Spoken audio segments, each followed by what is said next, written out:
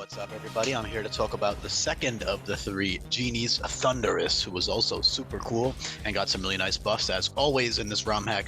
By the way, if you are new here, you're a new viewer, definitely make sure you go to the description and look at the Google Sheets. I have every single buff and change laid out there. Every single Pokemon is reworked to a pretty significant extent, and most importantly, there are 600 plus changes to moves, buffs to moves, reworks to moves, and there are 130 plus custom new moves as well.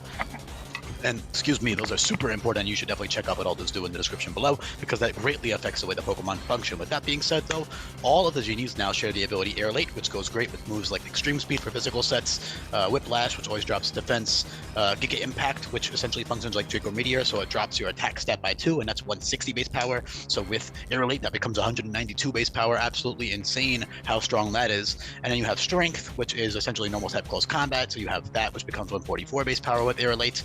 And then on the special side, you have Hyper Beam, Hyper Voice. Hyper Voice is the same power as Retaliate, so you have equal cover, equal stuff there. But physical sets definitely appreciate having that extreme speed. Although honestly, on Therian form, it's worth it, but on Incarnate form, maybe not so much, because in-game, again, all of these buffs and changes are always balanced for in-game use, and 121 base speed is more than enough. You're not going to really want to keep extreme speed until you get access to the movie learner, which is at the end of the game.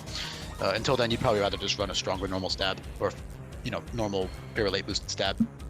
But, on Therian form, Air Late is definitely great, although your attack stat is lower, so you'd probably want to use Incarnate form for that. Unless you're using your special set with Air Late, then Therian form is great. But Therian form, you might see that 115 base attack, and you might think, okay, well, why'd you give it Tough Claws? Then it's weaker than Incarnate form.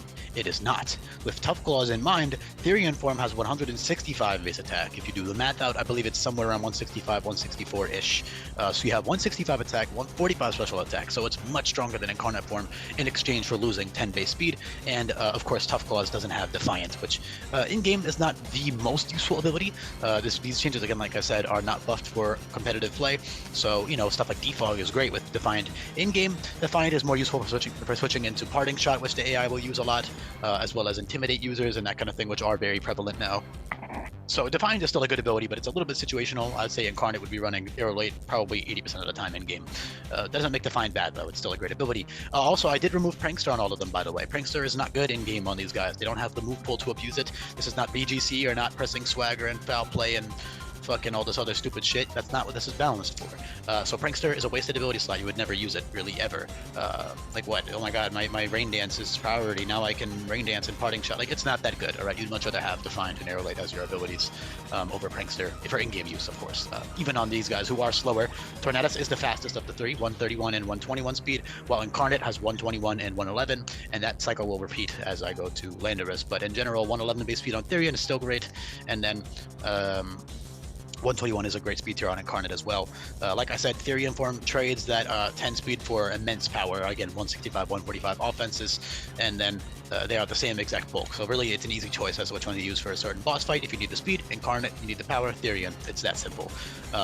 Although if you're running Air Late physical sets, then Incarnate is the way to go for most cases, because Air Late it has a higher base attack stat. So without Tough Claws, you are weaker than Incarnate form on the physical side. I also like Thundurus being more physical than Tornadus, because Thundurus has those like spiky flail tail. I just think it fits pretty well. I also like Tough Claws. I removed Volt Absorb on Therian form.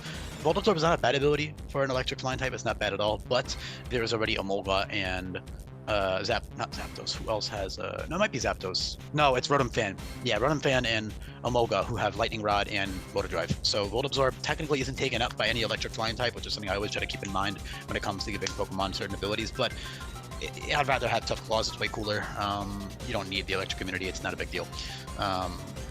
Although you could argue that takes away what the niche or whatever that like Therian would have over Incarnate, but in general, Therian is much stronger, so that's the niche that you have right there, because this is all balanced for in-game, so you can look at the trainer sheets, be like, oh crap, for this boss fight, I need the power, and I still outspeed the Pokemon I want to outspeed for this fight. Okay, boom, run Therian.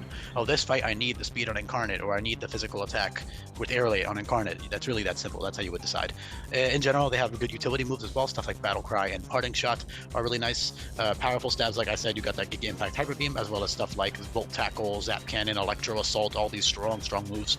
You also have Zing Zap and Electro Ball, both of which will boost your speed, depending on the physical or special attack stats, depending on what your EVs, IVs, and nature is, which you can easily change. The EVs, at least, you can change those. Same with the infinite use ability capsules, you can easily use those to toggle your EVs and stuff. EVs and abilities, as well as your TMs. You have a great TM pool of all kinds of beautiful coverage moves, beautiful stab moves, and all this other useful stuff. So you can easily customize your EV spreads and move sets and all that stuff for every fight. In general, though, they have great, powerful stab moves like Dive Bomb, for example, is Tough Claws boosted, Flying type High Jump Kick, which is great for Therian form.